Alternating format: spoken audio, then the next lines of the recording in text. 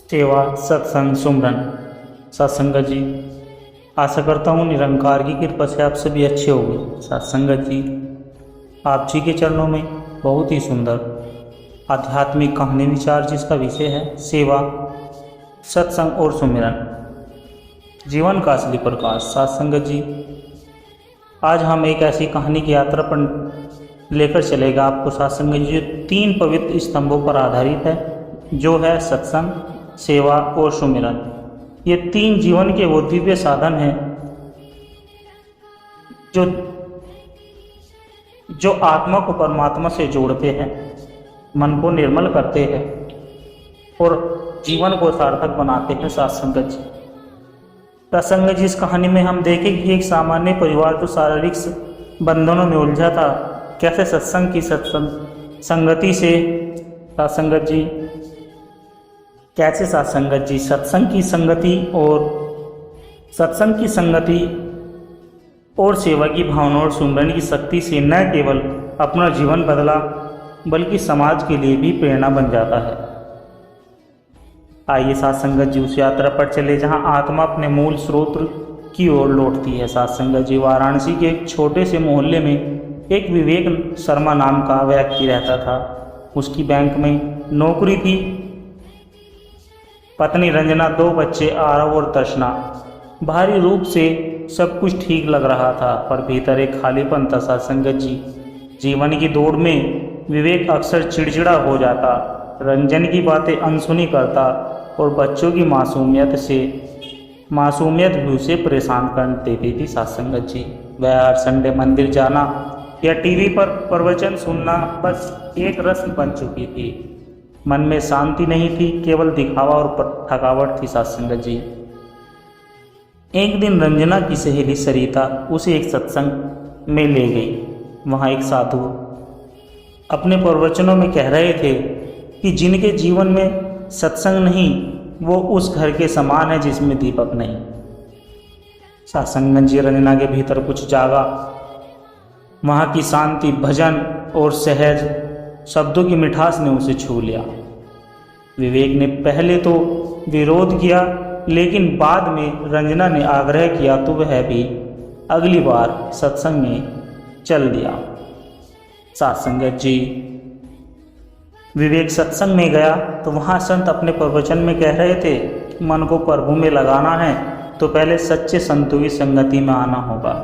सत्संगत जी, विवेक के भीतर यह प्रवचन सुनकर कुछ पिघल सा गया। सत्संग के बाद वहाँ लगे लंगर सेवा में कुछ युवक युवतियाँ झाड़ू लगा रहे थे, खाना परोस रहे थे। विवेक पहली बार बिना स्वार्थ के मुस्कुराते हुए लोगों को देख रहा था।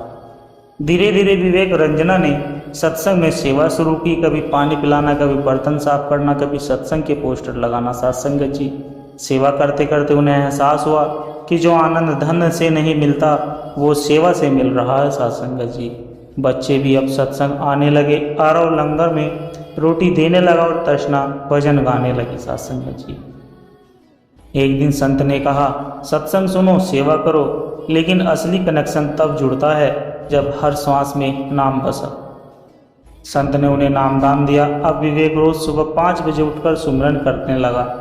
सत्संगत जी, धीरे धीरे उसका चिड़चिड़ापन कम हुआ, रिश्तों में मिठास लौटने लगी, मन हल्का होने लगा।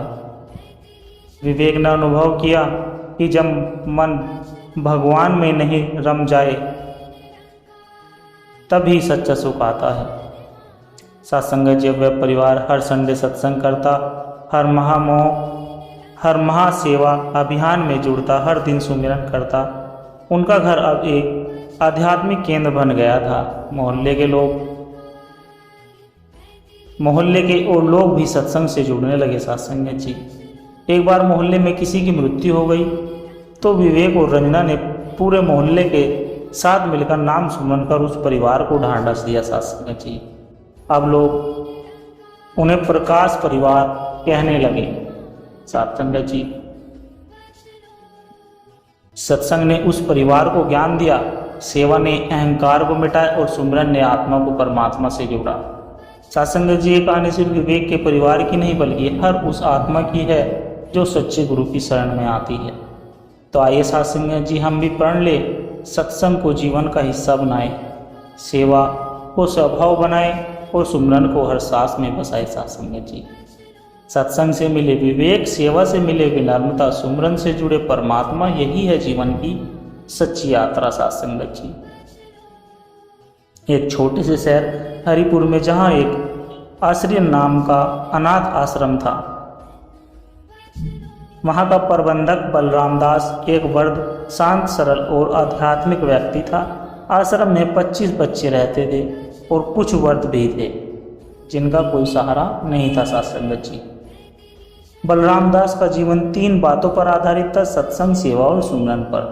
परंतु इस कहानी का नायक बलराम नहीं है साथ संगत जी, बल्कि एक युवक है जिसका नाम है निखिल। साथ संगत जी निखिल एक मल्टीनेशनल कंपनी में काम करता था। मुंबई जैसे बड़े शहर में धन, सुविधाएं, पार्टी और ऐश सब कुछ था उसके पास। लेकिन एक रात उसने अपने अपार्टमेंट की बालकनी से नीचे झांककर सोचा, क्या मेरी ज़िंदगी में कुछ भी स्थायी है? साथ संगत जी उसके माता पिता भी इस दुनिया में नहीं थे। दोस्त केवल मतलब के लिए आते थे और हर दिन उसे और अकेला करता जा रहा था। एक दिन साथ संगत जी अचानक ही कंपनी ने छंटनी शुरू कर दी और निखिल की नौकरी भी चली गई। किसी ने साथ नहीं दिया। निखिल मुंबई छोड़कर उत्तर भारत की ओर निकल गया। मन में कोई योजना नहीं थी। ट्रेन से उतरती वह हरिपुर पहुंच गया। साथ संगत जी वहाँ भटकते हुए उसकी मुलाकात बलराम दास से हुई। बलराम दास ने उसे भोजन कराया, रहने की जगह दी और कुछ न कहा, बस मुस्कुराया। निखिल को कुछ शांति सी मिली साथ संगत जी, लेकिन उसका अहंकार अभी भी जीवित था। वो सोचता था कि मैं किस पर निर्भर क्यों रहूं। एक शाम आश्रम में सत्संग चल रहा था। बलराम दास ने कहा, जो अपनी आत्मा से दूर है वही संसार के शोर में खोया है। साथ संगत जी आत्मा से जुड़ने का एकमात्र मार्ग सिर्फ सत्संग है। निखिल ने पहली बार ऐसी बात सुनी। ये ना उपदेश थे, न धर्म का प्रदर्शन, ये जैसे भीतर उतरती रोशनी थी। साथ संगत जी उस रात निखिल ने जीवन में पहली बार गहरी नींद ली। अगली सुबह निखिल ने देखा कि बलराम दास झाड़ू लगा रहे थे, बर्तन मांज रहे थे। उन्होंने निखिल से कहा, सेवा केवल दूसरों के लिए नहीं, ये मन के घमंड को धोने का सबसे सुंदर समाधान है। साथ संगत निखिल भी धीरे धीरे सेवा में लग गया। बच्चों को पढ़ाना, वृद्धों को चाय देना, आश्रम की सफाई करना। हर दिन सेवा करते करते उसे एक नया आनंद मिलने लगा, जिसे न कोई क्लब दे पाया, न कोई स्क्रीन। साथ संगत जी एक रात बलराम दास ने कहा, अब जब शरीर सेवा में लगा है और मन सत्संग से नहीं नहा चुका है, तो आत्मा को परमात्मा से मिला। यह है सिमरन। हर श्वास में उसी को याद करना जो तुम्हें जीवन देता है। साथ संगत जी बलराम दास ने निखिल को एक नाम दिया और समझाया कैसे मौन में बैठकर उसका नाम सुमरन करते हैं। साथ संगत जी पहली बार निखिल ने मन को शांत होते देखा। दिन बीतते गए। अब निखिल हर सुबह एकांत में बैठकर सुमिरन करता।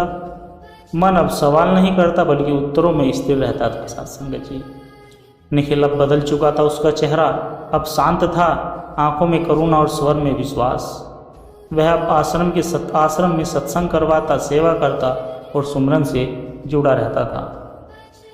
साथ संगत जी एक दिन एक रिपोर्टर आश्रम में आई और पूछने लगी कि आप कौन हैं? निखिल ने मुस्कुराकर कहा कि मैं वही हूँ जो हर आत्मा है, परमात्मा का अंश हूँ। सत्संग ने मुझे मेरी पहचान दी है, सेवा ने मेरे भीतर के बोझ को हल्का किया है और सुमरन ने मुझे परम से जोड़ दिया। साथ संगत जी उस रिपोर्टर ने पूछा, क्या आप वापस शहर नहीं जाना चाहते? निखिल बोला, अब मैं कहीं और नहीं जा रहा, मैं यहीं हूँ। मैं वहाँ हूँ जहाँ मैं वास्तव में हूँ। साथ संगत जी कुछ वर्ष बीते। बलराम दास का शरीर छूट गया। अब निखिल आश्रय का संचालक था। उसने उस स्थान को एक सत्संग केंद्र, सेवा केंद्र और सुमिरन स्थल बना दिया। हर साल सैकड़ों युवा वहाँ आते। साथ संगत जी भटके हुए, टूटे हुए, खोए हुए और वहाँ से लौटते, जुड़े हुए, जागे हुए और शांत। साथ संगत जी क्योंकि सत्संग, सेवा और सुमरन ये कभी खत्म नहीं होते। जीवन के 3 ऐसे दीपक है जो हर आत्मा को अंधकार से उजाले की ओर ले जाते हैं। साथ संगत जी साथ संगत जी, हिमालय की तलहटी में एक सुंदर गांव बसा था, एक शांत, जिसका नाम गंगापुर था। यहाँ एक वर्त साधक रहते थे जिनका नाम बाबा प्रेमदास। वो एक छोटी सी कुटिया में रहते थे और उनके जीवन में 3 पूंजी थी साथ संगत जी, सेवा, सुमरन और सत्संग। उनका कहना था कि सेवा से मन पिघलता है, सत्संग सुमरन से आत्मा चमकती और सत्संग से परमात्मा पास आते हैं। सत्संगत जी, शहर से पढ़कर लौटा एक युवक जिसका नाम युवराज, जिसने आधुनिक शिक्षा, तकनीकी और सफलता पाई थी, पर भीतर उसके कुछ खालीपन था। वो गांव वालों को मूर्ख समझता था, बाबा प्रेमदास की साधना को समय की बर्बादी कहता और सेवा को गरीबों का काम समझता था। एक दिन उसकी दादी बीमार हो गई साथ संगत जी, और कोई डॉक्टर गांव में नहीं था। बाबा प्रेमदास ने अपनी जड़ी बूटी से सेवा की और वर्धा स्वस्थ हो गई। युवराज हैरान रह गया साथ संगत जी। बाबा प्रेमदास ने युवराज से कहा कि बेटा, एक दिन मेरे साथ चल, सेवा करके देख, सेवा आत्मा का स्नान है। साथ संगत जी, युवराज ने पहली बार बाबा के साथ लंगर बांटा, एक वर्ग के पांव दबाए और एक अनाथ बच्चे को कपड़े पहनाए। उस रात युवराज को एक अजीब सी तसल्ली मिली। उसने कहा, बाबा, आज पहली बार मन हल्का लगा। बाबा ने मुस्कुराकर कहा, साथ संगत जी, सेवा स्वयं को मिटाकर दूसरों में परमात्मा को देखने का अभ्यास है। बाबा ने एक दिन युवराज को सुबह 4 बजे जगाया। पहाड़ की चोटी पर ले जाकर उन्होंने कहा कि अब मन को सेवा के बाद सुमरन में लगाओ। साथ संगत जी, बाबा ने नाम दिया और सिखाया कि हर श्वास में प्रभु का स्मरण करो। युवराज ने पहली बार ध्यान की मुद्रा में बैठा। मन भटकता रहा। बाबा ने कहा, मन घोड़ा है, पकड़ोगे तो भागेगा, प्रेम से बुलाओगे तो रुक जाएगा। कई दिनों की साधना के बाद युवराज को भीतर शांति का एहसास होने लगा साथ संगत जी। और वो हर सुबह सुमरन करता, दिन में सेवा करता। बाबा प्रेमदास हर रविवार को सत्संग करते।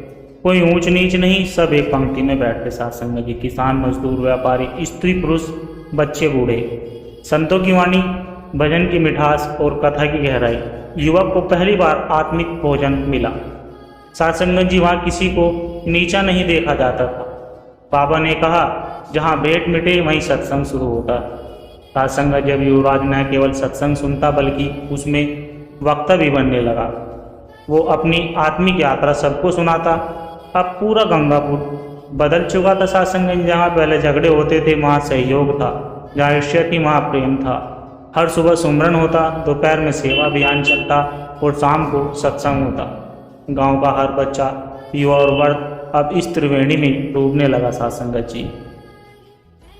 कई साल बाद बाबा प्रेमदास ने शरीर छोड़ दिया, पर जाते जाते उन्होंने युवराज से कहा कि अब तू ही लोगों को सेवा सिखाएगा, सुमरन की राह दिखाएगा और सत्संग का दीप जलाएगा। याद रख, ये तीनों मिलकर आत्मा को परमात्मा से मिलाते हैं साथ संगत जी। अब बाबा युवराज गांव के संत बने और दूर दूर से लोग गंगापुर आने लगे, सेवा करने लगे, सुमरन करने लगे, सत्संग सुनने लगे साथ संगत जी।